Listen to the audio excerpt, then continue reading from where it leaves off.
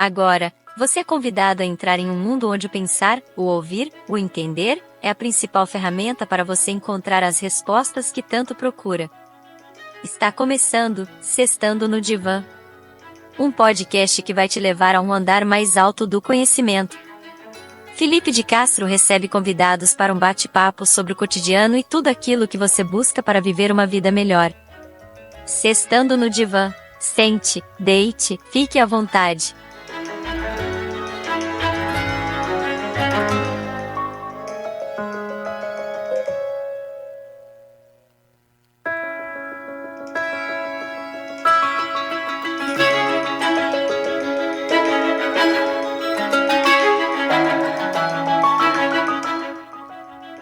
Olá, muito bom dia, boa tarde, boa noite, dependendo do horário em que você vai assistir esse encontro. Quero agradecer a presença de cada um aqui, e em especial a presença da Adriana, que hoje veio conversar conosco sobre o tema da ordem do dia, né? Faz sentido ainda falar de psicanálise? A Adriana, para quem não conhece, é psicóloga, psicanalista, ex-professora universitária, atualmente diretora, presidente Presidente, isso. do movimento psicanalítico Sul-catarinense. sul-catarinense de Tubarão, né? Isso, de Tubarão. Psicanalista clínica também. Isso. Atua em Tubarão apenas? Atuo em Tubarão e Florianópolis. Florianópolis também? Uma vez por semana vou a Florianópolis, faço atendimentos, né? E algumas questões da minha formação pessoal também. Ah, que legal. A Adriana, então, vai falar um pouco hoje para nós sobre as implicações da psicanálise de Freud no século XXI. Ainda faz sentido ler Freud? Ainda faz sentido falar de Freud? Ainda faz sentido a psicanálise no século XXI? Né? Ainda faz sentido essa terapêutica, uma vez que todas as demais terapêuticas parecem que compreendem o homem de uma maneira diferente. O homem não parece mais um ser desejante, né? Ele parece um homem neural, hormonal, né? As terapêuticas de hoje me parece que praticam muito uma ortopedia. O certo, o adequado, né? O saudável é agir assim ou assado. Essa é a visão da psicanálise, Adriana? Sim e não. A gente sempre parte da contradição quando a gente pensa a questão da psicanálise, né? Porque o psicanalista também está preocupado em algumas diretivas, né? Então, a gente também precisa pensar um pouco, né, a contextualização de Freud, né, na atualidade, justamente para que ele não morra, teoricamente falando, né? Mas não é uma preocupação do psicanalista estar enquadrado no método científico cartesiano, né? Então, nesse sentido, tem toda uma questão diretiva um pouco diferente, bem mais diferente, se a gente for pensar dentro de uma questão teórica e prática, né? Do que as práticas da atualidade que estão muito mais agarradas, dá para a gente pensar alguma coisa próxima a isso, a uma comprovação a partir de relatos, a partir de métodos científicos, né, sobre aquilo que visualiza. O Freud, quando pensa a escuta do inconsciente, inicialmente ele tem um pouco essa preocupação, né, de como pensar a psicanálise como uma ciência, né, e como uma ciência também cartesiana, tanto que tem o projeto para uma psicologia científica, né, que é um texto dele, mas que foi publicado só depois que ele falece, né, só em 1950, na verdade, que é publicado. O Freud falece em 39, e justamente ele não teve essa intenção, talvez direta, né, ele produziu esse material e deixou meio que arquivado, porque ele se deu conta que talvez não se tratasse disso, né? De pensar a psicanálise como dentro de um parâmetro científico, né? Algo palpável, alguma coisa nesse sentido, né? Então, se a pergunta que tu desenvolveu foi assim, será que a psicanálise ela pode ser, né? Pode ter um padrão ouro, né? De comprovações por evidências, né? Sim e não, como eu estava respondendo inicialmente. O sim, porque a gente verifica, sim, que há avanços, né, subjetivamente falando, nas pessoas que de fato desenvolvem um processo psicanalítico. Então, a evidência, ela é óbvia, né? Por outro lado, a gente não tem a preocupação, né, de peneirar evidências e tornar isso artigo científico, né, para contar pontos em CAPES, por exemplo, né, ou em algum tipo de padrão científico da atualidade, né? A evidência, ela acontece no momento do trabalho, né? No momento que o sujeito começa a se escutar, no momento em que ele entende o quanto o inconsciente, de alguma forma, atua né, na vida psíquica dele mesmo, né? O quanto tem um atravessamento no comportamento, na linguagem, né, em tudo que envolve o ser humano de uma forma geral, né? Então, essa evidência a gente vê na clínica, mas a gente não está preocupado dentro da psicanálise de transformar isso num artigo científico para contar pontos para a psicanálise ou para a ciência ou coisas nesse caminho. Poderia dizer, então, que o paciente que sai de uma análise mais saudável, seja lá o que significa essa palavra também, é a maior evidência de que a psicanálise funciona? Eu concordo. Acho que fosse bem preciso, assim, né? O termo saudável para nós é um termo bastante complexo, porque fica complicado a gente pensar numa questão de normativa, né? Pensando numa cultura tão adoecida, né? E nas pessoas também pensando no seu nível de tentativa de adequação, né? De poder se dar conta de algumas coisas e ao mesmo tempo ser funcional, né? Então, eu entendo, quando tu diz saudável, que tu mesmo já coloca essa palavra entre aspas, né? Por outro lado, claro que a gente tem uma compreensão de que existe uma direção para a cura, né? Existe uma direção para que o sujeito possa, sim, ficar um pouco mais apaziguado com ele mesmo, né? Com as suas questões, né? Ele não vai deixar de ser quem ele é, mas ele pode lidar melhor com ele mesmo. Às vezes a gente procura terapia achando que a gente vai aprender a lidar com o outro, né? E é justamente o inverso disso. Eu tenho que aprender a lidar mais comigo mesmo e não com o outro. Essa preocupação realmente a gente tem que deixar um pouquinho de fora. Então o inferno não são os outros, como Não, diria o Sartre. Não, não, é a gente mesmo. é o nosso Né? inconsciente, É quem o sabe? nosso inconsciente. É por isso que o Freud fala sobre o Acheronta movebo, né? O submundo. Eu entendo que, na verdade, o grande inferno e o grande demônio, né, está realmente dentro da gente mesmo, né? Quando a gente pensa nos desejos, nas coisas que a gente pode ou não desejar, socialmente falando, né? Naquilo que vem como um processo, às vezes, de interdição mesmo da própria cultura, da religião, né? E de outras questões ainda, né? Que acabam interferindo bastante, né? No nosso modo de funcionar, no nosso modo de operar também. Muito bem. Começamos essa conversa meio atravessada, o roteiro era outro, né? Mas parece que a psicanálise é isso, né? A gente vai por Isso. lá, volta um pouco mais, né? Escute, mas começamos então falando sobre evidências e tudo mais, e me veio à cabeça um debate que é sempre renovado, e parece que seu último fôlego foi então há 2 anos atrás, perguntando se a psicanálise é ciência, né? Isso surgiu de um livro da Pasternak, chamado Que Bobagem, né? Inclusive o título desse livro é uma grande bobagem também, porque Certo. e suscitou algumas discussões, né, sobretudo entre a população do senso comum, mas também entre profissionais, né, psicólogos, psiquiatras, entrar nessa leva para discutir por que a psicanálise é tão odiada, por que ela funciona ou não como uma terapêutica, né?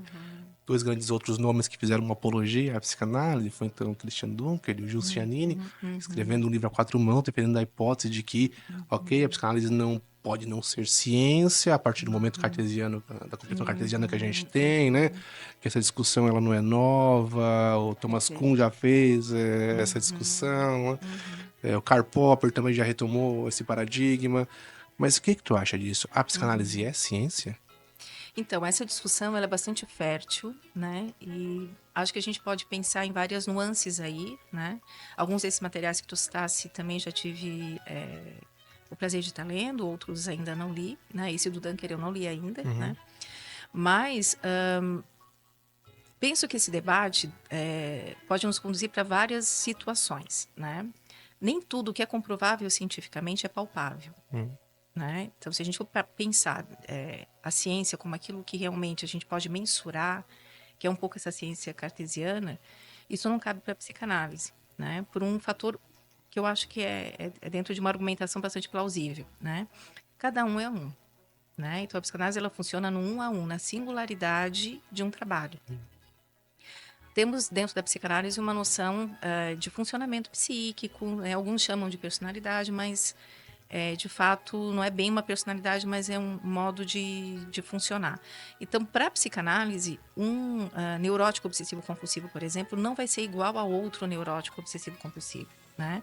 Então, isso vai depender da forma com que esse sujeito lidou com as relações familiares, como que o impacto do social teve sobre ele, sobre o psiquismo dele também, né?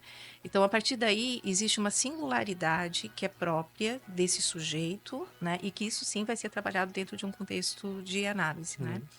Então, a partir do momento que existe essa singularidade, fica difícil a gente pensar em padrões aplicáveis para um contexto de terapia, né? Que é o que exige hoje um método científico, né? Então, a comprovação científica que se fala, né, dessa questão do peso ouro e tudo mais, né? É porque, claro, a partir de um tipo de sistema de trabalho, quando se aplica em mais pessoas, muitas pessoas têm benefícios com esse tipo de trabalho, né? Algo muito parecido é aplicável dentro de uma situação, por exemplo, entre 10 neuróticos, né? Os 10 que submetem ao mesmo tipo de tratativa, né? Ou pelo menos as mesmas características. Então, dá para a gente pensar aí que teve uma comprovação científica sobre o método, né? E para a psicanálise, cada um vai responder de um jeito, né? Justamente dependendo dessas questões únicas de cada paciente, né? Então, fica complexo a gente dizer que aquilo que é aplicável, cientificamente falando, dentro de algumas teorias, que também seria aplicável cientificamente falando, né, para a psicanálise, né? Então, eu entendo que o que é mais questionável nesse sentido seria isso, né? Justamente porque é um trabalho feito no 1 a 1, então vai depender de uma série de situações, se a pessoa vai estar disposta a falar livremente sobre as coisas que acometem, né? Se consegue realmente suportar o encontro com o analista, né? Se esse encontro ele vai acontecer de um jeito sistemático. Então, se ele se submeter a um trabalho, e quando eu falo de submissão, né, eu estou falando dentro de uma lógica de que tudo bem, eu concordo que se eu me encontrar com o analista uma vez por semana, 2 ou 3, dependendo da formação desse analista, né, eu entendo que eu vou conseguir algum benefício com o trabalho, né, isso é que eu entendo como submissão ao trabalho, né. Então, havendo essa submissão ao trabalho, tempo e sucesso, desculpa, não é tempo e sucesso, trabalho e tempo, tá? Trabalho e tempo seria a fórmula do sucesso para a psicanálise, né? A questão é como que a gente vai tabular isso, né? Pensando numa questão sistemática dentro da ciência, né? E comprovar cientificamente que aquilo que eu disse teve efeito para todos os pacientes, né? Cada um vai escutar de um jeito, cada um vai ter um efeito diferente para aquilo que é dito numa sessão, para aquilo que é colocado como outros analistas, né, principalmente o Lacan vai falar de ato psicanalítico, né? Então, partindo dessa perspectiva, fica difícil a gente entender que a psicanálise de fato é uma ciência, né? Por outro lado, a gente sabe que tem ciências que trabalham com as questões que não são visíveis, né? Se a gente for pensar numa questão da eletricidade, por exemplo, né? Se a gente for pensar numa metafísica, se a gente for pensar em várias outras perspectivas da ciência, onde a gente não tem exatamente um objeto palpável, né? E que a gente possa manipular e que a gente possa, de fato, dizer, não, está aqui esse objeto, então, em nome do que eu sei sobre ele, né? Eu vou aplicar tal coisa e vou modificá-lo, né? Então, dá para a gente pensar que a psicanálise seria algo próximo a isso, né? Ela não está totalmente desvinculada da ciência, eu acho que isso é um ponto interessante. Sim. Uma coisa que me chama muita atenção é que hoje, em praticamente todas as universidades, existem programas que dão lugar à psicanálise, né? Então, tem muito analista publicando, tem muito analista tendo espaço no meio científico, né? Então, não dá para a gente dizer que a psicanálise está totalmente forcluída da ciência, né? Mas eu entendo que essa ciência que se cobra na atualidade, né, sobre quase que uma pressão, vamos dizer assim, social, né, sobre um lugar que a psicanálise precisaria de fato ocupar, né, para ser indicada como uma ciência comprovada, isso é muito questionável. Como psicanalista, eu entendo dessa forma. Até porque a ciência não é a única maneira de obter conhecimento, né? É. Temos a religião, por exemplo, que faz isso, a arte que faz isso. E dá para pensar que as ciências também operam de forma diferente, né? Quantas coisas são comprovadas cientificamente, mas não dentro de um escopo cartesiano, por exemplo, né? Então, dá para a gente pensar algo por aí também, né? Mas, sinceramente, assim, acho que é um ponto legal, né, Felipe? Um analista, de fato, não vai se preocupar se é uma ciência ou não, né? Até porque essa crítica acontece desde a época do Freud, né? Estamos estudando um texto agora, né, nos grupos do movimento, que é um estudo autobiográfico, né? E tem uma parte desse texto em específico que o Freud já fala das críticas à psicanálise, inclusive essa era uma das críticas, né? Como não se sabia na época onde era localizado o inconsciente, então não poderia ser pensado a psicanálise uma ciência, né? A questão é que hoje já se sabe onde é o inconsciente, né? A partir de pesquisas dentro da neuropsicologia, e isso não muda em nada o trabalho do analista, Muito bem. né? Então, essa questão da localização, para nós, ou isso daquilo que a gente poderia pensar que seria palpável, por exemplo, né? Para nós não vai fazer diferença. Porque a gente escuta a dor, né? E é pela escuta da dor e convocar o sujeito a pensar sobre a sua dor e pensar como ele pode, de alguma forma, né? Aprender a fazer alguma coisa com isso, né? Que isso vai ser uma invenção, isso vai ser algo que realmente a cada sessão é produzido, vamos dizer assim, é que de fato é a preocupação do analista. Ah, há uma ideia dita sobre Freud que ele falou quando foi visitar os Estados Unidos, que a Elisabeth Rodinesco, na biografia do Lacan, ela retoma isso e vai colocar isso em outro lugar, né? Que o Freud havia dito que estava levando para a América a peste. Ela disse que o Freud não disse bem isso, né? O Jung estava na ocasião, quando o Lacan foi visitá-lo, e ele falou, não, o Freud não disse bem isso, assim, né? Mas tomou essa proporção, então, de um mito, né? E eu costumo brincar com isso, porque quando eu vim para São Lugero, eu trouxe a peste também. Não havia psicanálise aqui, né? Havia psicólogos, havia psiquiatras, mas não havia psicanalista, né? E aí eu fui ocupando os lugares, então a rádio, o Ótimo. podcast, ocupando o jornal impresso, e aí as redes sociais, né? Dando pequenos seminários e falando sobre essas coisas todas, né? Por que as pessoas odeiam tanto essa peste? O que essa peste traz? Né? É igual a peste bubônica? O que ela traz que as pessoas começam a odiar ou então a amar tanto isso? Porque eu acho que ninguém passa impune pela psicanálise. Né? Verdade. É interessante isso, porque na minha perspectiva eu vou falar como alguém que estudou a psicanálise como aluna do curso de psicologia, né?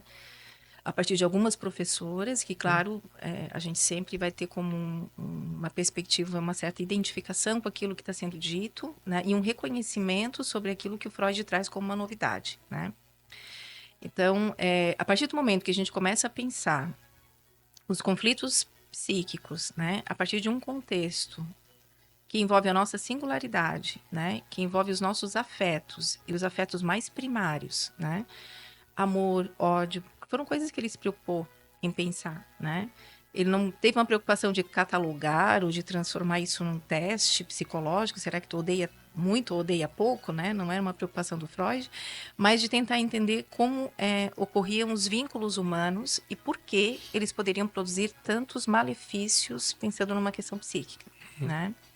Então, a partir do momento que a gente começa a pensar a dor dentro de outras perspectivas, não tem como a gente não ficar um pouco atravessado ou tocado pela psicanálise, né? Uma coisa que aconteceu com Freud, e que até hoje eu acho isso muito bonito, pensando numa história, né, das doenças, da psicopatologia de uma forma geral, né? E quero deixar também isso bem explicado, assim, né? Bonito, porque traz uma nova estética, me parece, né? O Freud, diante das histéricas, que foi quando ele começou realmente o trabalho com a psicanálise, antes de ele chegar na psicanálise, o interesse dele era pelo sistema nervoso, então ele, né, trabalhava em laboratório com alguns médicos, né? E na época, o que acontecia com um grande desafio para a medicina era a histeria, né? Então, mulheres que convertiam, né? Histeria é justamente isso, doença que vem do útero, né? Se a gente for pensar dentro de uma questão de origem da palavra, né? Então, se acreditava que só as mulheres poderiam ser histéricas, né? E como eram só as mulheres, e as mulheres que incomodavam dentro da família, elas eram depositadas em grandes hospitais, né? Em grandes manicômios, né? E, claro, muita dor, né? As que tinham uma posição mais elitizada, aí sim tinham um acompanhamento médico mais sistemático. E claro que essas foram as que chegaram, de alguma forma, para os médicos na época em Viena, né? As mulheres que tinham poder maior aquisitivo, né? E que tinham aí toda uma questão de conversão de corpo, né? Eram vários sintomas, a histeria ela implicava nisso, vários sintomas, né? E todas elas também faziam com que esse paciente, né? Ou com esse doente, de alguma forma, ficasse muito regredido, né? Alguns perdiam fala, alguns perdiam visão, né? Situações que não tinham uma certa coerência, pensando numa questão psíquica, por exemplo, né? Então, havia uma dúvida se ocorria isso de um jeito orgânico ou se ocorria isso de um jeito emocional, né? Até que muitas investigações apontavam justamente por uma questão emocional. Então, diante dessa certeza de que não tinha um fator orgânico em cena, o Freud se colocou como alguém curioso, que quis realmente entender o que fazia com que aquelas mulheres desenvolvessem aquelas patologias. Ele não acreditava que isso era só um efeito do corpo, por exemplo, né? Que tinham algumas coisas que eram vividas e experienciadas e que ele precisava saber o que era. Então ele começa a trabalhar com alguns métodos que hoje a gente conhece como práticas alternativas, né? E a partir disso ele começa a entender a dor. A dor psíquica, a dor emocional, né? O que acontecia dentro de uma família. Então, as relações sexuais que se estabeleciam, que geravam algum tipo de trauma, né? Então, essa escuta é que fez com que o Freud olhasse diferente para o doente mental ou para as doenças nervosas de uma forma geral. Eu acho isso muito bonito, né? É muito diferente de, não, isso está no corpo, está inscrito no corpo, então se tem uma questão somática, né, vamos encher de medicação, que hoje é o que acontece, a gente vai pensar na nossa cultura, né, para tirar a dor, né, e isso é alcançado, eu acho que isso é interessante a gente pensar também. Não é que a gente vai desvalidar, né, trazer aí uma desqualificação pelos métodos que são atuais, né. Tem pessoas que não querem se questionar, tem pessoas que precisam da medicação para não sentir a dor e tá tudo bem. Né? Agora dei uma de gratiluz lá, né? E tá tudo bem. mas, Eu fico preocupado com esse final. mas, de fato, tá tudo bem, né? Então, isso de poder se questionar, isso de poder entender de onde vem a sua dor, né? Isso de entender que se eu fizer algo diferente com o que fizeram comigo, né? Porque dizem que essa frase é de Jung, mas ele partiu de algum lugar, né? E, de fato, foi uma descoberta freudiana, a partir do momento que eu começo a ter consciência sobre o que fizeram comigo. E a partir do momento que eu tenho consciência da forma com que eu me posiciono sobre o que fizeram comigo, aí sim eu posso também fazer diferente, né? Aí sim eu posso ter uma quebra de padrão, de repetição, né? Então, isso eu acho legal. Eu acho que a peste é por aí, né? A partir do momento que a gente começa a olhar alguém que sofre de um jeito diferente, eu acho que isso não tem mais como a gente desver, né? Como um meme, né? Não tem mais como a gente desver esse mesmo objeto, né? Dentro de uma condição comum, vamos dizer assim. Né? Muito bem. Eu estou escrevendo um outro livro chamado Freud para Curiosos. Né? Que é uma tentativa de popularizar um pouco mais a psicanálise, assim, não para especialistas, porque eu já escrevi um livro para especialistas e ninguém leu, foi um fracasso de edição, já vou tentar de uma outra maneira. Né? Mas então, estou pesquisando bastante sobre Freud, sobre biografia, aqueles em volta dele, né, para poder contar, então, uma história. Porque eu penso que os conceitos freudianos, assim como os lacanianos, né, na psicanálise propriamente dita, eles estão muito atrelados à biografia desses personagens. Né? Não sei se é essa maneira com que tu compreendes. Né? Mas trazendo então um pouco a vida do Freud para o século XXI, provavelmente ele teria um Instagram, não sei, e provavelmente também seria cancelado. Né? É, verdade. E eu acho que um dos cancelamentos, assim, seguiria na esteira, aquele que foi feito a Maria Rita Kell, né? Que é discutir, dar um outro olhar, uma provocação às minorias. Durante os movimentos feministas, que nós chamamos então 3 ondas, a gente escutou muitas críticas ao Freud. E as críticas ao Freud eram críticas consistentes, que sobretudo diziam respeito à ideia da mulher como não completa, como sem falo e tudo mais, mas afirmavam que o Freud era machista. Ao ler um pouco sobre a biografia do Freud, eu percebi uma outra coisa. Naturalmente que ele errou em vários sentidos, como nós vamos errar, vamos ser julgados pelas gerações vindouras, né? Mas há um ponto que o Freud conseguiu fazer que outros pensadores, homens da ciência, não conseguiram, que era dar ouvido às mulheres. Né? a lei, a pedra angular da psicanálise, a Uhum, associação livre, por exemplo, né? Veio de uma uhum. mulher, né? Sim. A ideia tão presente, quando se fala em psicanalista, o divã foi um presente de uma outra Uhum, mulher também, né? uhum, uhum. Tu achas que o Freud seria cancelado por esses motivos, por aparentemente ser Uhum. machista, ou há outros motivos no qual o Instagram ia cancelar o pai da psicanálise? Eu acho que a psicanálise já nasceu cancelada. O Freud tem algumas passagens assim nas obras Sim. dele que eu acho que é bem interessante de pensar, que quando, a partir do momento em que ele se dissocia de alguns médicos, né, e que ele começa a pensar a psicanálise separada da medicina, né, ele já começou a ter cancelamentos, né? Então, grandes médicos que na época estavam apoiando ele, né, antes mesmo de ele ir para né, um trabalho com Sarkozy, tentar entender um pouco como é que funcionava a questão da histeria, a partir do momento que o Freud cria todo um pensamento sobre a relação de corpo, que isso veio das mulheres, né, na escuta das mulheres, né, e o quanto a sexualidade passava por um processo de opressão, né, nas mulheres também, né, a partir desse momento o Freud já começou a ter cancelamentos, né. Então, claro, antes disso ainda, na própria história do Freud, ele é judeu, né, e ele diz, né, minha família era judia, né, e essa é a religião que até hoje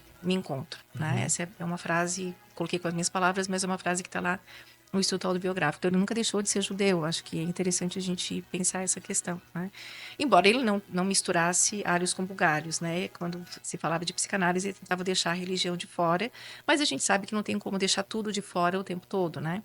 Então, tudo que ele pôde pensar, inclusive o desejo parricida, né, e algumas questões da própria teoria, eu acredito, junto, e isso escutei de alguns analistas, né, não foi uma coisa que brotou da minha cabeça, eu acho que isso é importante.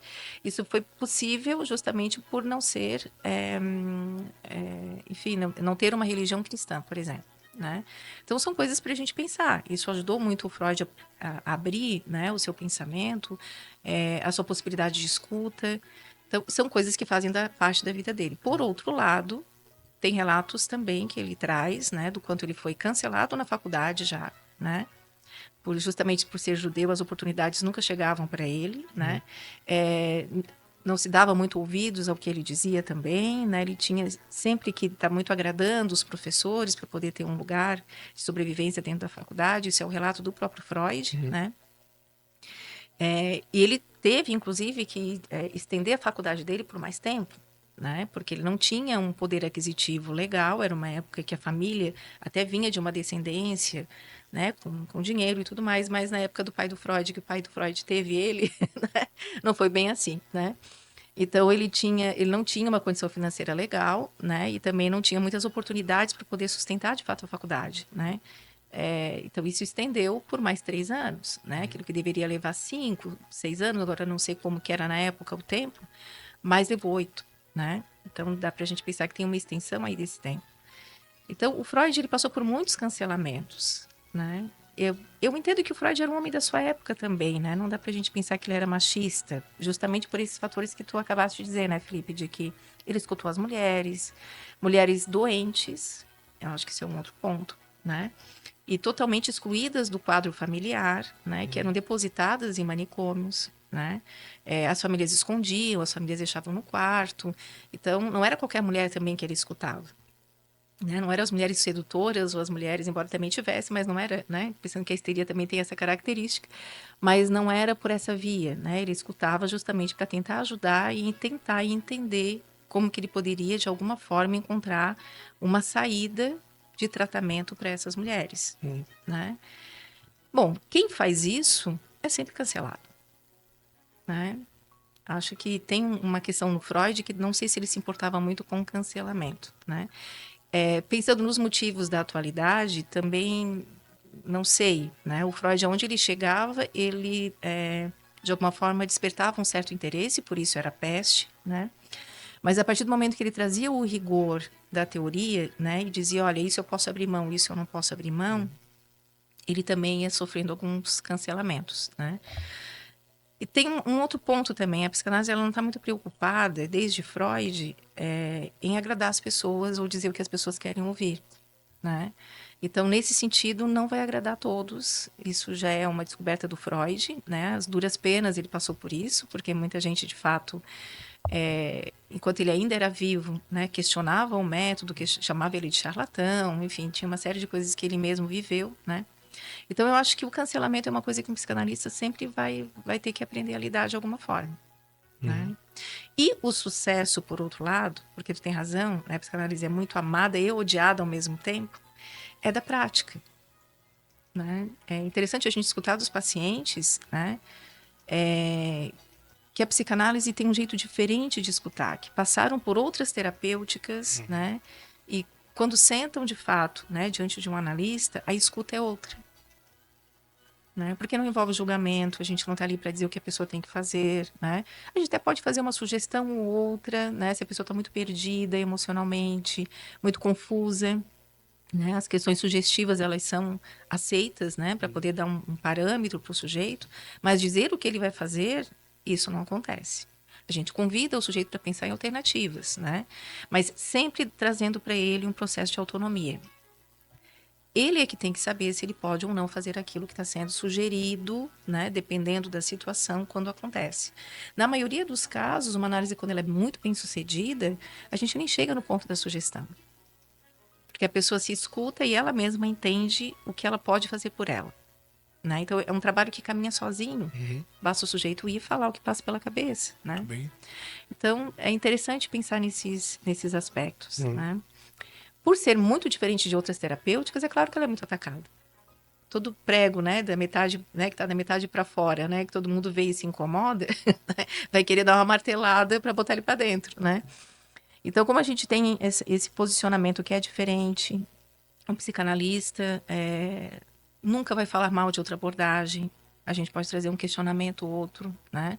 Mas a gente não vai comprar briga com, né? Diferente é o que acontece com a psicanálise, né? Parece que outras pessoas de outras abordagens usam a psicanálise como referência, justamente para bater um pouquinho nesse prego, né? E tu trouxe uma questão interessante sobre a questão do feminismo, talvez, né? Se a gente fosse pensar o Freud, né? Eu acho que o Freud, ele, de fato, ele tinha uma preocupação de não se associar a nenhum grupo, né? Inclusive ao grupo de judeus, né? Os primeiros médicos que se interessaram pela psicanálise eram judeus, né? E ele se apaixonou muito por Jung, né? Quando digo apaixonar, pensando numa questão de ideias e tudo mais, justamente porque ele não era judeu. Então, ele queria muito que a psicanálise ocupasse um outro lugar que não fosse associado a uma religião ou a qualquer grupo que fosse, né, que pudesse limitar o acesso à psicanálise, porque acaba sendo limitado, né? Então, dá para a gente pensar que se, de fato, houvesse uma preocupação da psicanálise em uma associação ideológica, filosófica, né?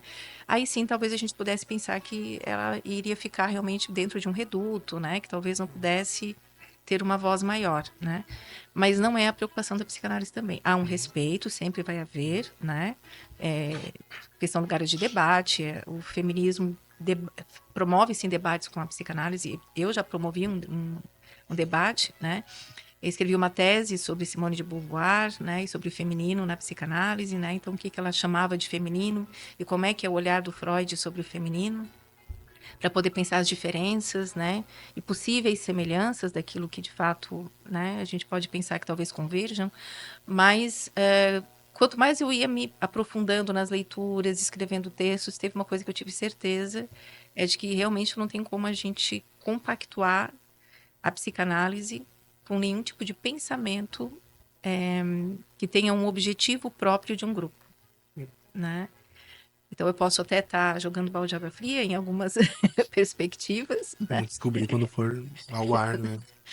Mas, de alguma forma, a psicanálise ela tem uma exigência, isso desde a época do Freud e desde, né, Lacan e grandes analistas, né? De que ela pode sim debater, que ela pode sim ser articulada, né? Porque está aí, se está na cultura, ela pode ser pensada de várias formas, mas, de fato, ela não tem como se alicerçar num único modo de funcionar, de pensamento, pensando numa questão de grupos, assim, né? Eu acho que isso nos ajuda a pensar um pouco essa flexibilidade da teoria, né? Então, eu posso sim ser feminista e pensar na psicanálise, eu posso sim não ser feminista e pensar na psicanálise, né? Eu posso ser machista e pensar na psicanálise, posso não ser machista e pensar na psicanálise. Por outro lado, a psicanálise sempre vai enfraquecer um modo rígido do sujeito de funcionar, né? Porque não entra julgamento, né? Então, se não entra julgamento e eu tenho uma posição feminista e falo disso no meu lugar de mulher, né? Então eu tenho lugar de fala, né? Eu tenho que entender que eu vou receber no meu consultório pessoas que não são feministas. Uhum. E aí, como é que eu vou escutar? Né? Se eu tento engessar tudo a um grupo, se perde a potencialidade da fala daquele que sofre, Sim. né? Então, tem essas perspectivas, né? Não é uma briga, mas é uma dificuldade de conciliação com algumas questões que envolvem meta e objetivo, Uhum. né? Perfeito. A clínica tem um objetivo, né? E a ideologia, vamos pensar dentro de questão de grupos, de minorias, também tem um outro objetivo, Uhum. né? O Freud tem algumas questões que ele coloca que também nos ajudam a pensar muito sobre isso. E aí, claro, o contexto que ele pensa isso é um contexto onde o movimento nazista está crescendo muito fortemente, né, na Europa, que é justamente sobre as questões que envolvem o narcisismo das pequenas diferenças, né? Então, isso de achar que porque sou branco, porque, né, tenho um lugar de privilégio, isso é um lugar totalmente narcísico, né? E que, de fato, não ajuda ninguém a chegar a lugar nenhum, Uhum. né? Então, a partir do momento que um grupo também, né, se fortalece pela sua diferença e tenta impor a sua diferença como traço narcísico, né, ele também está limitando o acesso de outras pessoas e também está impossibilitando uma articulação, um debate, né? Então, claro que ele parte de uma condição do nazismo, mas dá para a gente poder pensar isso de várias formas, né, em outros grupos, em outras perspectivas, né? Sem comparativos, quero deixar isso muito claro, mas a partir do momento em que eu tento defender um grupo, uma qualidade ou características desse grupo, né? E coloco esse grupo dentro de um lugar que se sobressai frente a outros, né? Eu estou agindo muito mais com uma lógica do preconceito do que o contrário, Uhum. né? Que era o que acontecia com o nazismo, né? Então, o Freud tinha um pavor desse tipo de possibilidades, né? Uhum. Hoje em dia, qualquer pessoa que... Voltando à questão do cancelamento, né, Felipe? Eu acho que é legal a gente pensar. Qualquer pessoa hoje que está desgrudada de determinados grupos sofre cancelamento também, né? Então, hoje tem uma exigência da cultura muito forte de que eu tenho que assumir um partido político, né? Que eu tenho que assumir ou defender uma determinada situação pensando num grupo de pensadores, pensando na questão filosófica, né? E hoje em dia isso está muito em alta pelo Karnal, né? Pelo Pondé. Enfim, as pessoas hoje estão preocupando com a filosofia, estão querendo entender o que a filosofia faz, né? Então, isso eu já escutei também, que algumas pessoas que são adeptas do Pondé não podem escutar o Karnal, né? Se escutam o Karnal. Então, é o tipo de coisa que fica um pouco numa lógica de cancelamento, se a gente for pensar bem, né? Então, fica difícil também a gente pensar que o Freud não seria cancelado hoje por qualquer motivo. Parece que iriam encontrar outros motivos para cancelá-lo. Mas eu também entendo que, desde a sua origem, a psicanálise é cancelada. Acho que é um ponto para pensar. Desculpa, eu falo Não, demais, acho né? que é esse o Então, caminho. me corte, por favor. Aproveitando que o tema é cancelamento, eu vou te ajudar a ser cancelada, então. Tá. Porque eu acho que quando não acontece isso é porque o intelectual é medíocre. Ah, Né? entendi. Tu não acha isso? Sim. Né? Não provocou nada, né? Alguma provocação a gente tem que Tem que fazer. fazer, Com né? certeza. Então, uma vez que o Freud não era muito adepto a essas questões de partidárias, né, de ideológicas e tudo mais, né, uma vez que, por mais que ele seja um judeu que advenho de uma linha judaica chamada Haskalah, né, ele não se aliou a isso, exceto então quando o nazismo estava assim tomando, dando os ares da graça, ele falou: sou judeu, mas para se posicionar frente ao absurdo que era o nazismo, né? Eu quero deixar aqui uma provocação que é a seguinte: o que o Freud diria sobre os tais psicanalistas cristãos? Não sei se tu tá sabendo disso. Então, eu escutei notícias, né? Tá. Muito mais por ti até do que... Mas realmente não... Coisa distante, assim, não é daqui, Isso. né? Groenlândia, que não Isso. tem essas coisas. Né? Longe, longe. Mas o que o Freud diria sobre isso? Então, eu acho que a lógica seria a mesma, né? Então, isso de associar a psicanálise a perspectivas de grupo, né? seja ele um grupo cristão ou não, com todo o respeito do mundo, né, as pessoas que têm a sua crença, eu acho que também é importante isso, mas uma coisa é o que se acredita enquanto crença, e a outra coisa é pensar que um método de trabalho, como a clínica, por exemplo, possa estar, de alguma forma, associada a movimentos de grupo, como a gente estava conversando. A religião é um movimento de grupo também, né? Então, por mais que eu, tenha uma simpatia, vamos dizer assim, né? Eu, de origem, estou falando em nome próprio, né? Sou católica, né? Fui batizada, né? Fiz primeira comunhão, casei na igreja. Tudo bonitinho, assim. Aquelas coisas todas, né? Vai que a pro gente céu. sabe que talvez eu vá para o céu, né? Mas eu sou a chamada católica relaxada, né?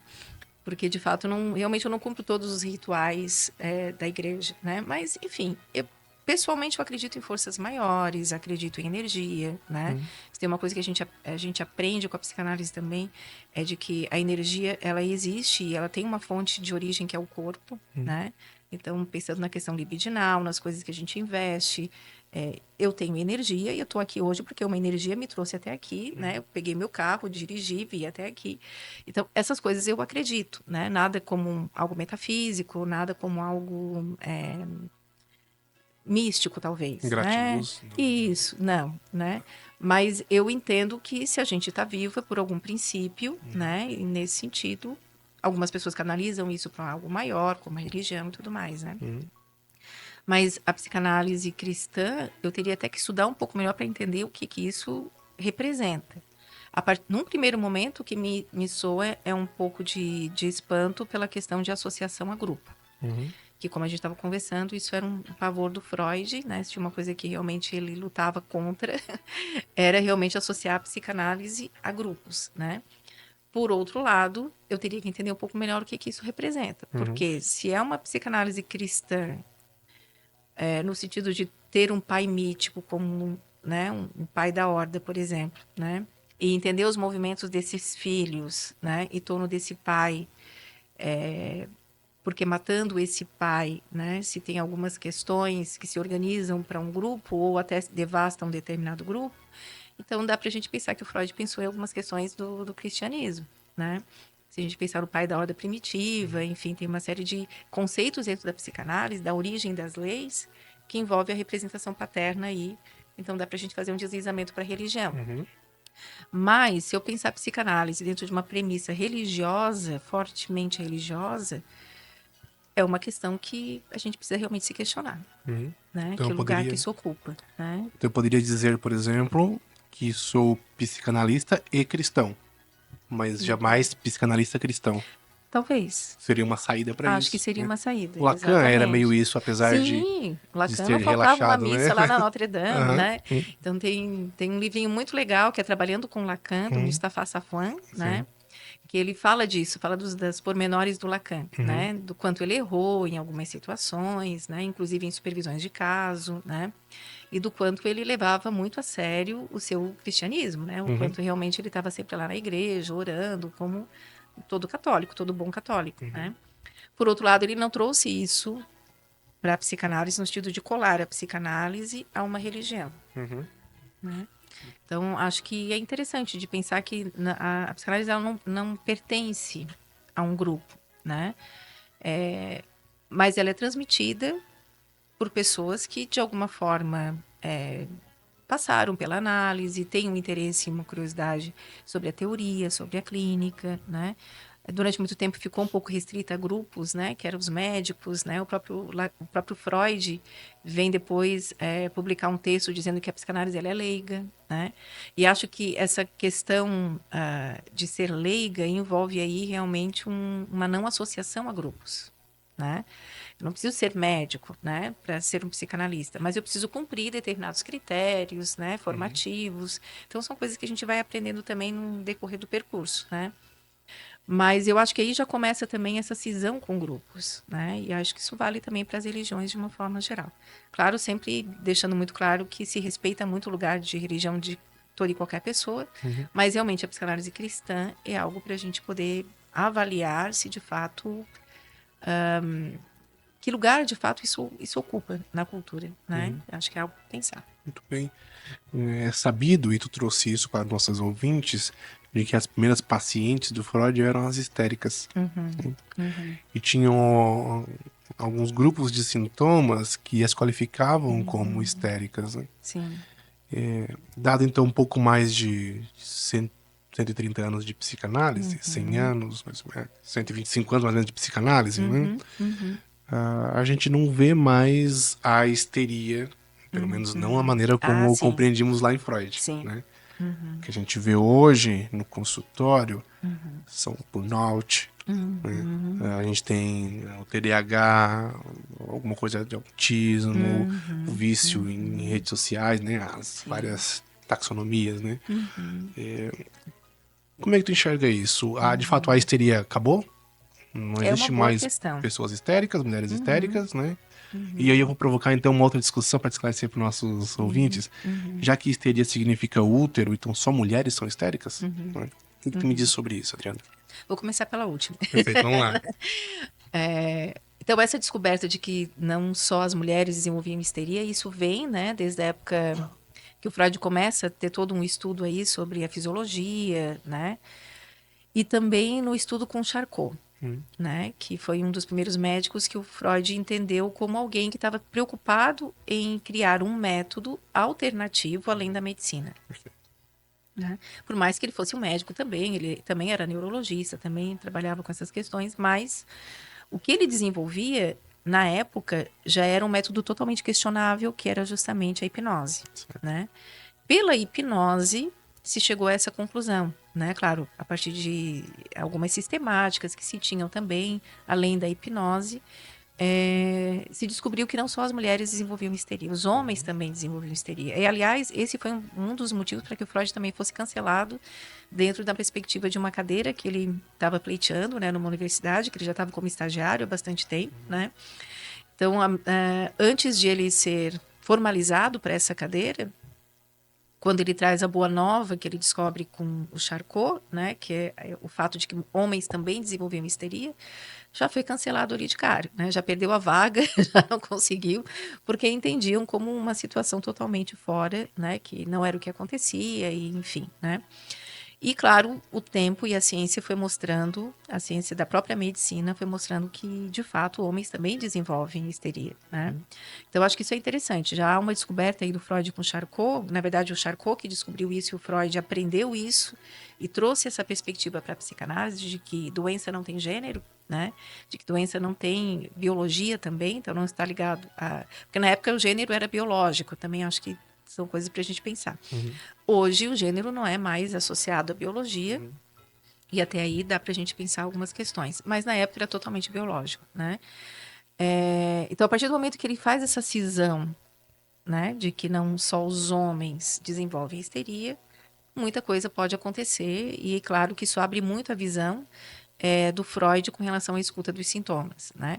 Então, é interessante isso, porque o Freud em nenhum momento traz uma posição de demérito, ou de tipo, não, isso é um grupo e não de outro grupo. Não. Sendo humano e sendo sujeito, é interesse da psicanálise, né? Sendo humano e sendo sujeito, ele pode desenvolver algum tipo de patologia. A esquizofrenia pode acontecer para todos, né? Dentro de uma condição estrutural, claro que a gente sabe, mas sempre vai ter um risco de que um bebê não vai ter uma inscrição paterna, por exemplo, né? Sempre vai haver um risco de um autismo, por exemplo, né? Pensando numa questão de transtorno, né? Ou de um TEA, por exemplo, dentro de um seio familiar, né? E por que acontece? Porque é um ser humano, né? Que pode ser afetado por uma questão genética, mas também pode ser afetado pelas questões relacionais, né?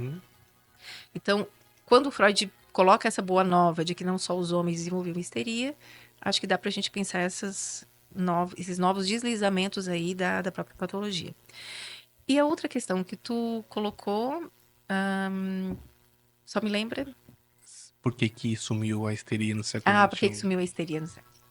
Acho que é uma boa questão, porque a gente costuma dizer, né, hoje na psicologia, quando a gente pensa as questões das patologias do século XIX e como que a gente pode pensar na atualidade, hoje, quando um paciente chega para o psicólogo, né, e hoje a maioria dos psicanalistas tem, né, uma questão de um enlaçamento com a psicologia, aqueles que não têm é com a filosofia, né, ou com áreas bastante semelhantes, dá para a gente pensar, mas que também tem a possibilidade clínica, né? Então, os pacientes, quando nos chegam, eles já chegam dentro de uma configuração de ser muito maltratado, né? E o que é isso de ser muito maltratado? É porque já passaram por todos os lugares Uhum.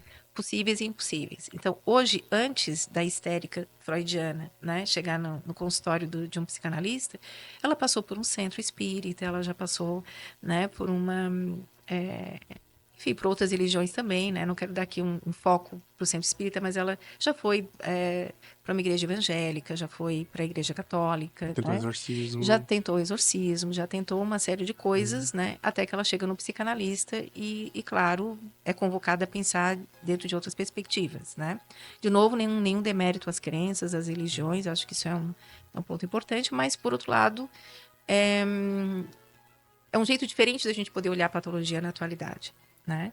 Então, hoje, dificilmente a histérica da época do Freud vai chegar primeiro num psicanalista. Durante muito tempo foi assim, né? Quando o Freud começou a dizer o que era histeria dentro de uma outra perspectiva, só chegavam histéricas, né? Uhum.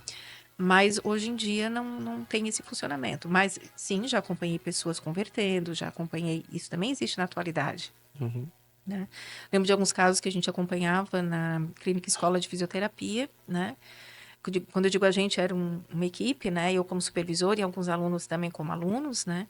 E algumas pessoas iam para lá porque realmente paralisavam uma parte do corpo, né? Então, num primeiro momento, o exame era AVC, depois a gente ia vendo que era um AVC transitório, que eles chamam, né? Que é muito parecido com o que acontecia com as histéricas na época do Freud, né? E a gente ia trabalhando e fatalmente se chegava nas questões que envolviam abuso sexual, Uhum. né, por parte de um familiar, né? Então, todo o histórico, desde quando o Freud lá recebia essas histéricas, né?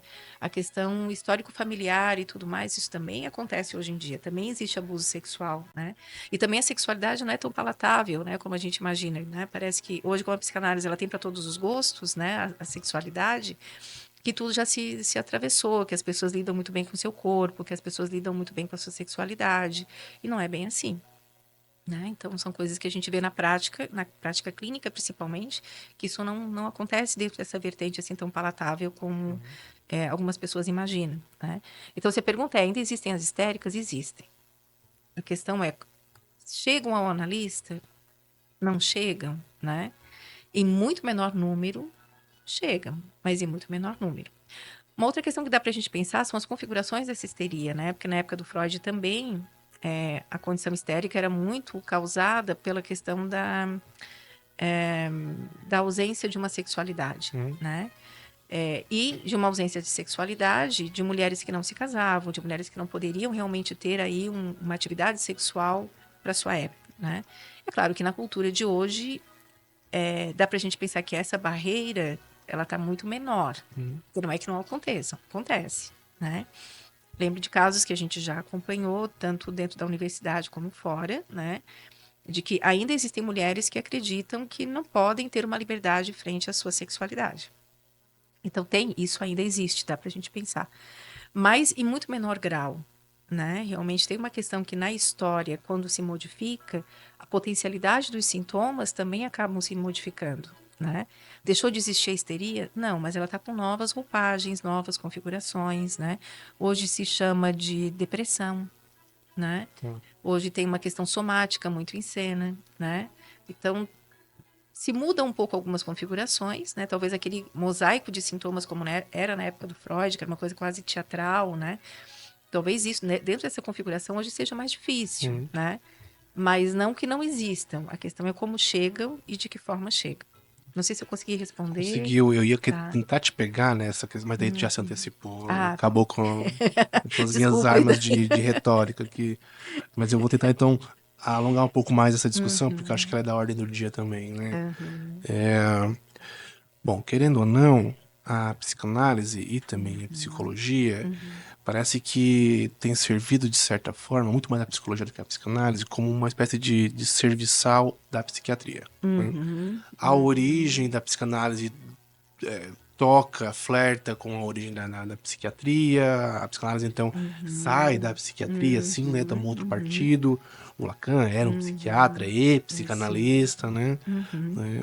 Mas parece que estamos sempre em dívida com a psiquiatria, né? uhum, Inclusive, se formos pensar a psicopatologia é a psiquiatria que recorremos, geralmente, né?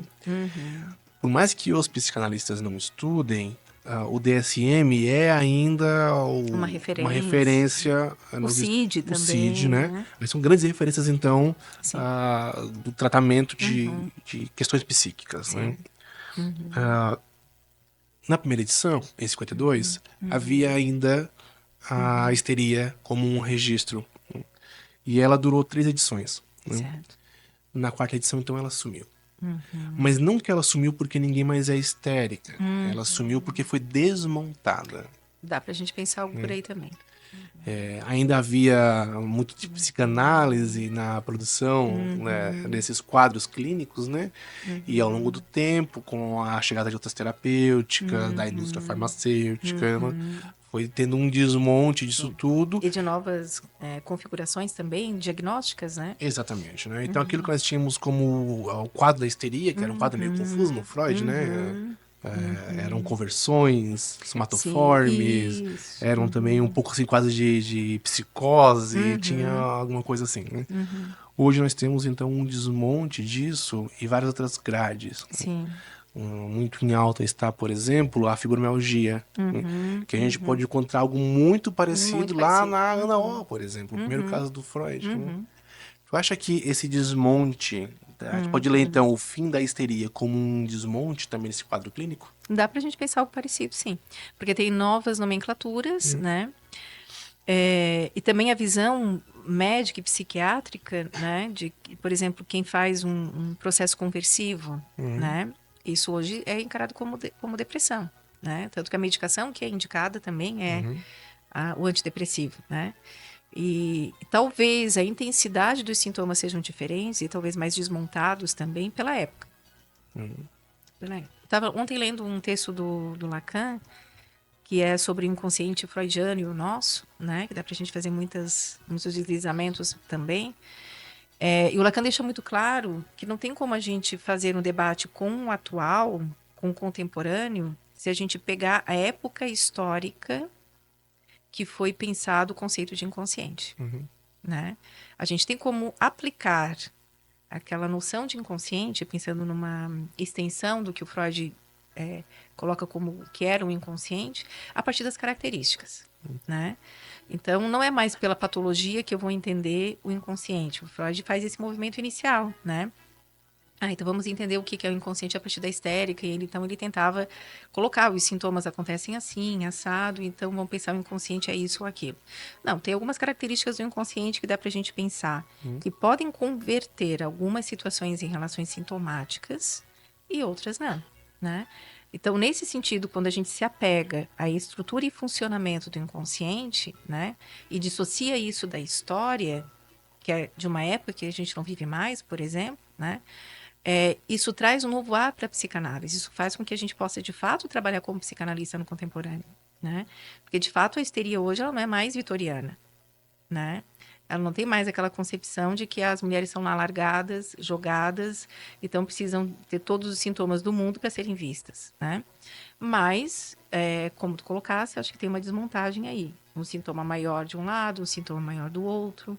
Então, dá para a gente pensar essas variações. Muito bem. Bom, quem já teve acesso e contato com a obra do Freud vai ver que, pelo menos é o que dizem também, inclusive aqueles que leram o Freud há um tempo atrás, ele escrevia para a população, para leigos, né? Ele não tinha pretensão acadêmica, como tem, por exemplo, o Lacan. Né? Inclusive, o Freud ganhou um prêmio de literatura, né? Que é o prêmio Goethe, né? Isso. Dado, então, ao conjunto de sua obra. Mas hoje, quando a gente escuta analistas fazendo um retorno a Freud, fazendo uma leitura de Freud, a fala desses analistas é tudo tão embolada. É um negócio tão assim, de outro mundo, rebuscado, que me parece que foge um pouco a proposta do Freud. Sim, sim. Enquanto o Freud tentava falar para as massas, e claro que era uma outra massa, né? Claro, claro. Hoje a gente não tá muito isso. Quando vai falar para as massas, dentro do TikTok, dentro do Instagram, é algo também muito superficial, né? É algo assim bastante perigoso. Mas quando eu falar com um pouco mais de fôlego, as coisas se tornam muito diferentes, muito Sim. distantes, divorciadas do ouvido não acostumado, do ouvido não treinado, né? Claro. É possível falar sobre psicanálise com propriedade, com certa profundidade, com um rigor científico e de conceitos, com o seu João, porteiro do prédio? Eu acredito que sim, né? Mas tem uma questão interessante. Eu acho que sempre a psicanálise ela pode ser, como é que eu vou colocar? Transmitida. Que eu acho que essa palavra é interessante, né? É uma palavra que vem com Lacan, mas que a gente entende que o Freud fazia muito isso pelos textos, por exemplo, né? Ela pode ser transmitida sofrendo algumas adaptações. Não adianta, a gente vai ter que pensar, porque ela é técnica, né? Então, é como um médico neurologista falar dos funcionamentos neurológicos para pessoas que não têm interesse na neurologia, só estão preocupados com a dor de cabeça, né? A gente faz isso o tempo todo quando a gente vai numa consulta médica. Né? O cardiologista vai dizer, tem aqui, tem aqui. A gente nem presta atenção porque a gente não vai, né? Agora, quando o cardiologista começa a trazer, né, escutar um pouco, né, o que está afligindo esse paciente, né? E começa a explicar dentro de uma linguagem que ele sabe que ele pode entender, então teve uma transmissão sobre um saber cardíaco, por exemplo, né? E a gente tenta fazer algo parecido dentro da psicanálise, né? Então, tem um contexto de transmissão que a gente chama, que é um fazer da psicanálise também, que é justamente isso que a gente está fazendo. A gente está conversando aqui, tentando tornar, né, a parte mais técnica da psicanálise algo mais palatável, né? Então, quando, por exemplo, um cardiologista vai também num programa para falar do que faz bem para o coração, o que não faz, tem coisas lá que entopem, quer dizer, ele usa um termo que não é técnico, para que as pessoas possam entender. Então, eu entendo também que isso é possível, né? Que isso é possível a gente aproximar mais essa linguagem de uma forma que não fique tão técnica, né? Porque a parte técnica interessa aos analistas, né? Para quem não é um analista, talvez isso realmente não faça muito sentido. Mas eu acredito que é possível. Acho que é possível, sim. Né? Escute, em épocas de dancinhas do TikTok, tu já fez dancinha no TikTok? Não. Não passei ainda por esse prazer. Não passou por esse prazer? Que pena. Mas algumas pessoas fazem, né? Tu não é uma delas? Não sou uma delas. Tá. Mas então, em épocas de dancinha de TikTok, de posts assim coloridos e brilhantes, né? De 5 passos para ser feliz, né? Certo. Na época dessa emergência das coisas, assim, ainda é preciso ler Freud? É uma questão, né? Para quem tem um conforto nessas questões mais emergenciais da cultura, do tipo, vamos resolver tudo, né, em 5 passos, né, em autoaceitação, né, muito Ho'oponopono, né, essas questões, e nada contra, de novo, eu acho que cada situação é uma situação, tem pessoas que precisam talvez disso, até para poder chegar numa análise, né. Tem algumas pessoas que eu já acompanhei que passaram o processo de autoajuda, isso e aquilo, para depois entender, não, peraí, mas quem sabe eu escuto alguém diferente, né?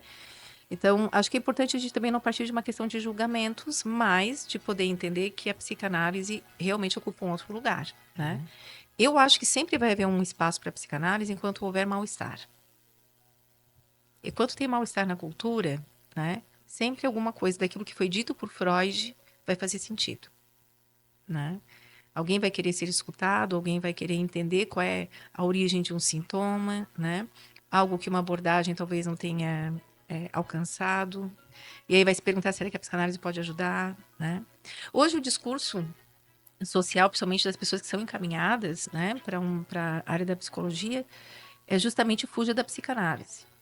Né? Eu lembro de algumas pessoas que eu estava acompanhando, que estavam bem no osso da análise, como a gente costuma dizer, que é o momento mais difícil, onde implica realmente alguns sofrimentos, porque eu começo a me dar conta que eu tenho que mudar.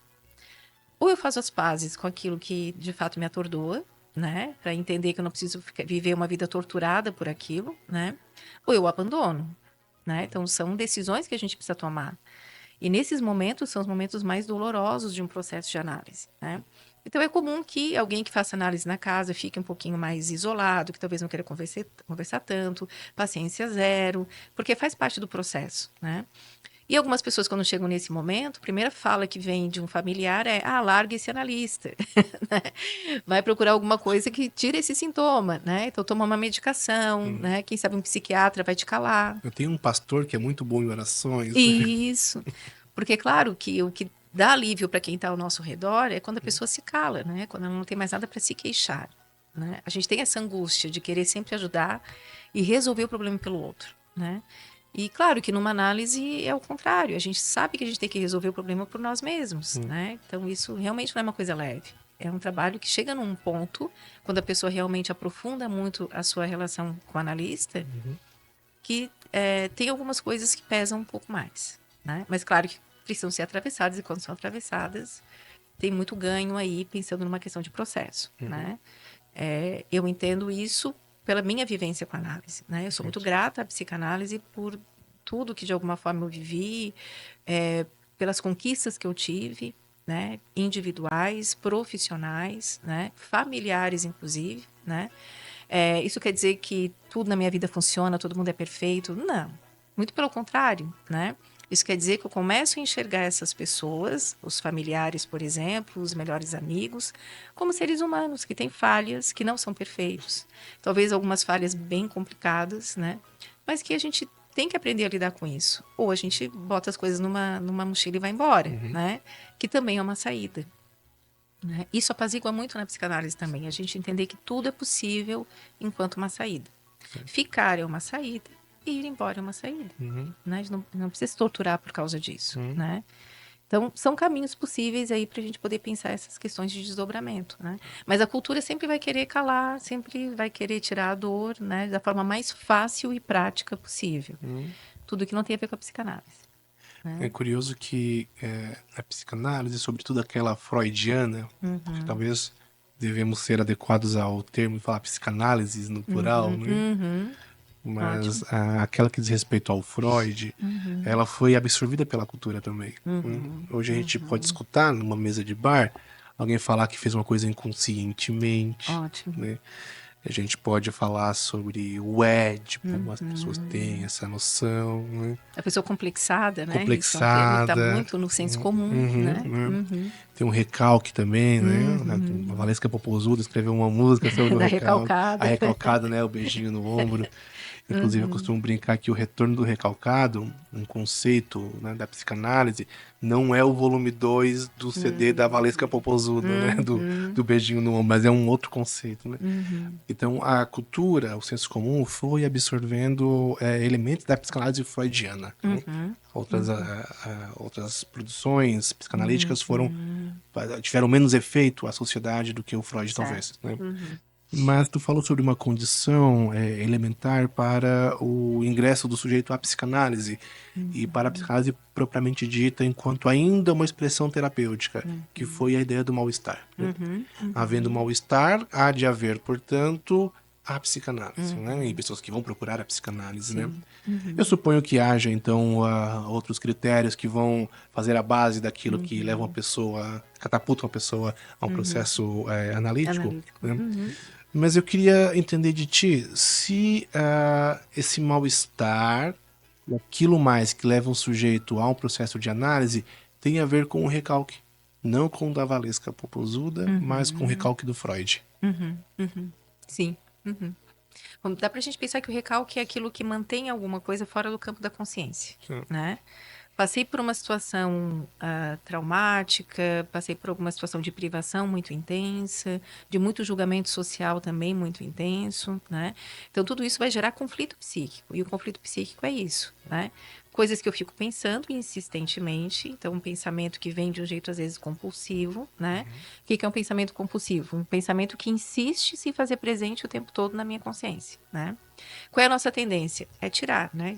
O recalque secundário tem um pouco esse, que é no momento posterior, que não é tão primitivo no nosso psiquismo, né? A partir de, vamos pensar, 5, 6, 7 anos, né? Que é o auge aí de certos momentos do desenvolvimento infantil, já entra esse processamento de repressão secundária, né? Sei que falei um pouco técnico, mas é só para justificar o que eu vou colocar em seguida, né? Então, a partir do momento que eu começo a entender que se eu afastar um pensamento, ele para de me torturar, né? Aí tem uma possibilidade de que alguma coisa seja reprimida e que passe aí pelo efeito do recalque, né? O recalque é essa energia do campo mental que vai manter fora da consciência alguma coisa que me incomoda. Só que vai parar de incomodar? Não. né? Vai incomodar de outras formas, não mais em formato de pensamento, mas às vezes por uma questão de um sintoma corporal, de uma enxaqueca, continua me dando dor de cabeça, né? Só que não mais por um pensamento, Uhum. né? A dor generalizada, né? Então dá pra gente pensar que o recalque ele tem essas facetas, né? De manter alguma coisa fora do campo da consciência e ao mesmo tempo produzir efeitos na vida dessa pessoa por sintomas. E podem ser corporais, mas podem ser mentais também. Um toque, por exemplo, é um pouco esse efeito também, né? Que daí é puramente no campo mental, porque o recalque perde força, né? O pensamento ele é mais forte do que aquilo que realmente está tentando afastar, né? E aí isso depende do quê? Do funcionamento que a pessoa acaba desenvolvendo na sua constituição, né? Então, quem tem um toque, por exemplo, tem aquilo que a gente chamaria dentro da psicanálise freudiana de uma neurose, Uhum. né? E essa neurose, ela dificilmente ela vai ser controlada, né? Simplesmente por pensamentos substitutivos, né? Ou por algum tipo de força maior, dá para a gente pensar entre consciência e o inconsciente. Eu preciso entender, né? Eu preciso entender por que que esses pensamentos são tão intrusivos, são tão insistentes, porque a partir dessa compreensão, pelo menos foi a experiência do Freud, eu abandono. Sim. Se eu entendo, eu abandono. Se eu entendo, vai embora. O Lacan tem uma frase muito legal, né? Desculpa falar do Lacan, mas é porque eu sempre, quando falo do Freud, sempre me lembro de algumas coisas que o Lacan traz, que é um outro psicanalista que ajuda a gente a entender. É falando que eu mato. A morte da força de uma palavra que foi dita em algum momento, né, do meu desenvolvimento, da minha vida. Eu vou usar a palavra desenvolvimento porque eu entendo que é mais compreensível, né? Dentro da psicanálise, eu não trabalho dentro de uma espécie de etapas de desenvolvimento, mas na cultura a gente entende sempre o desenvolvimento como alguém que atravessou uma lógica infantil, né? Uma perspectiva da infância, assim. Então, coisas que me aconteceram que são muito marcantes perdem força quando eu falo. Essa é a descoberta freudiana. Né? Então, quando ele percebe que falando livremente as mulheres histéricas paravam de converter, paravam de ter sintomas, aí ele lança, na verdade, ele inaugura de alguma forma, descobre, inventa a psicanálise. Que é né? diferente do conhecimento do senso comum, né? Que é, vou evitar falar disso. Exatamente. Então, para a psicanálise é o contrário. Eu vou falar disso. Eu vou falar Que é disso. falando disso, então, que eu mato a coisa. Exatamente. Adriana, vivemos, então, uma época da medicalização da vida. Né? Nós medicalizamos o humor, né? Medicalizamos a personalidade, medicalizamos o sexo, a alimentação, nada mais é do que uma medicalização também, né? Como isso, porque tem certas propriedades que fazem eu emagrecer, que a barriga ficar tapadinha, assim, né? Bom, entrando nessa onda, se a psicanálise fosse uma pílula, um medicamento, né? Qual seria a bula dela? Ela teria contraindicação, né? Contraindicação? Para grávidas gestantes? Boa.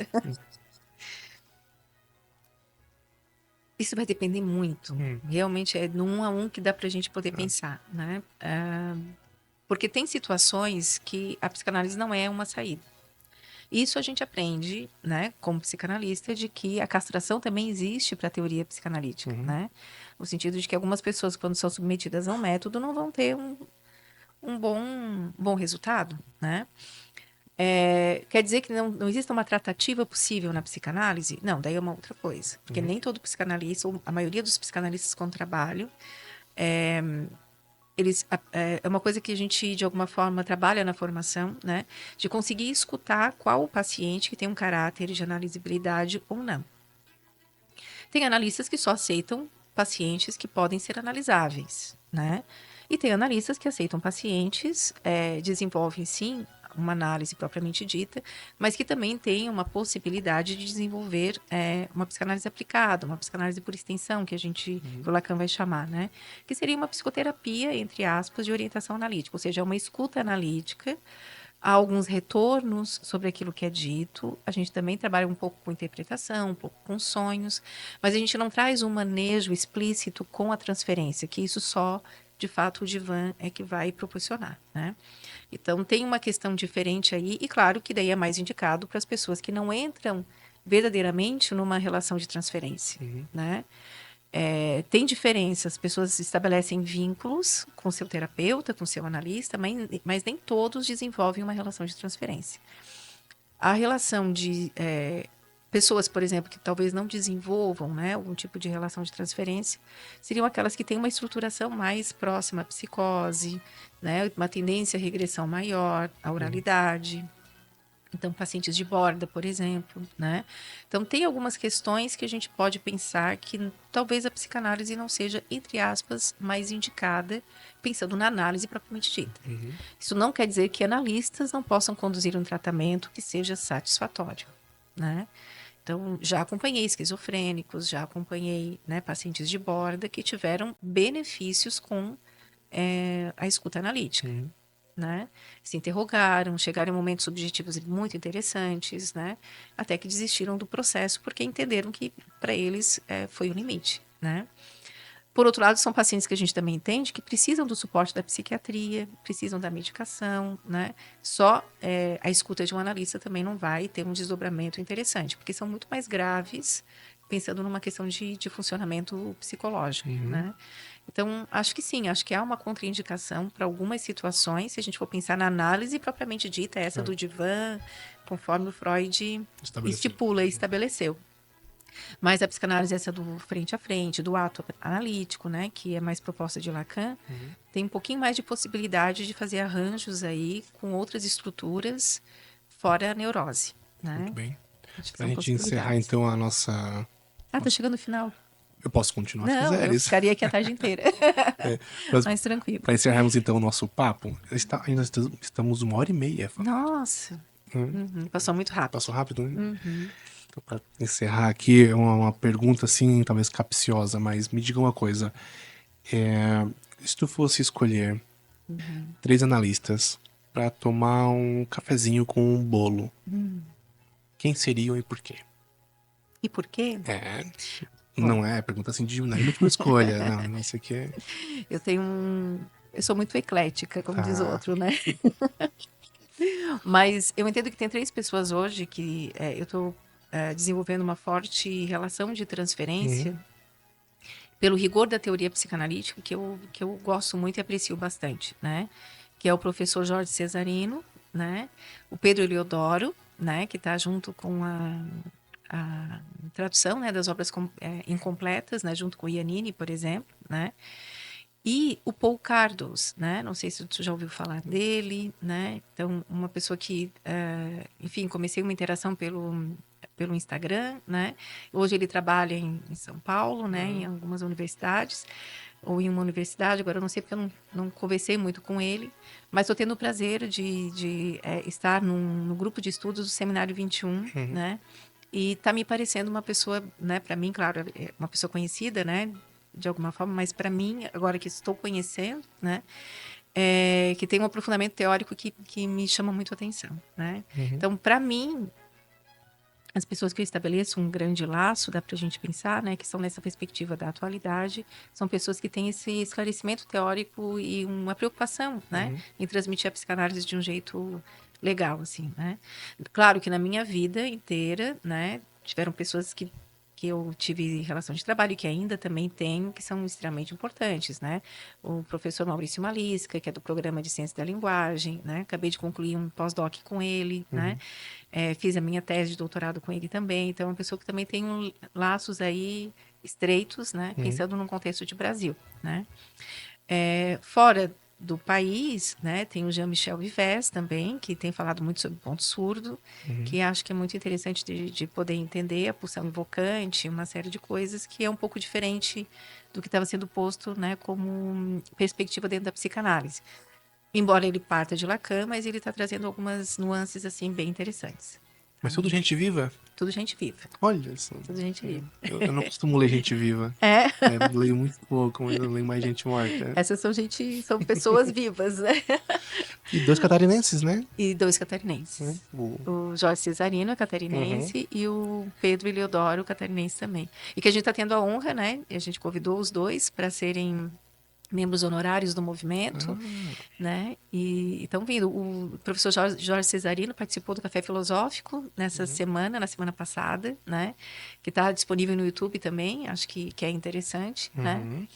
E o Pedro Eliodoro, ele vai vir até num evento aqui no movimento, né? Que vai ser no dia 26 de 4, no período da tarde, e vai falar um pouquinho sobre essa questão da proposta do retorno a Freud, né? Que é um tema institucional que a gente tem hoje no movimento psicanalítico também. Se nossos ouvintes quiserem ir...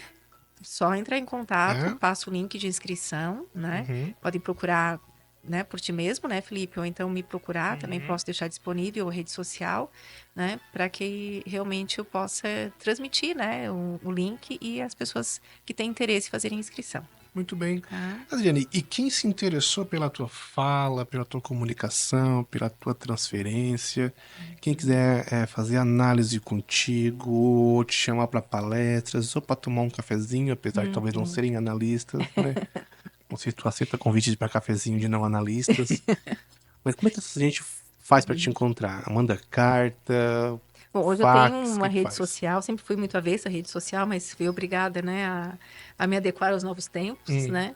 Então é Adriana Olive, né, com E, 003, arroba, vou dar o meu e-mail, né, porque daí também consegue gmail.com, né? Perfeito. Mas, se eu não me engano, o Instagram é arroba Adriana Olive 0003. Certo. 003, né? E aí quem quiser o teu WhatsApp pode chamar aqui na rádio, e daí... Pode ser. Consegue. Deixo... Tu faz análise online também? Faço também online. Claro, é aquilo que a gente chama de psicanálise de extensão, né? Não é uma análise propriamente dita, mas é uma escuta analítica que pode já ajudar de alguma forma em algum processamento. Muito bem, então. Adriana, mais uma vez queria te agradecer pela presença ilustre. É sempre um prazer te ter aqui conosco, né? Espero que novos convites sejam feitos e novos aceites também sejam feitos. É muito bom te ouvir. Tu fala assim com tanta calma, com tanta precisão, que eu me sinto mal, porque eu falo atravessado, Meu rápido, Deus. o tempo todo. É incrível. Então, é uma pessoa tão boa que a gente perto de ti se sente péssimo. Assim, a gente fala a monja Coen, sabe? Alguma coisa assim. Mas é muito gostoso de te ouvir. Né? Muito obrigada, muito obrigada. Quero agradecer muito o convite, né, Felipe? Já é a segunda vez, né? Fico à disposição para outras oportunidades, né?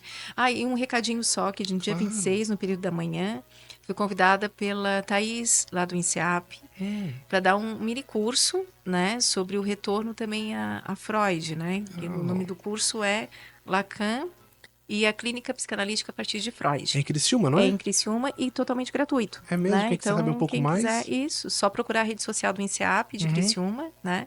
Ou também entrar em contato pela rede social comigo, que passo também o link de inscrição. Que legal. Eles só estão fazendo a inscrição, mas é totalmente gratuito. Que perfeito, perfeito. Adriana, muito obrigado. Eu que e agradeço. até uma próxima. Até uma próxima. Tchau, tchau, gente. Até mais.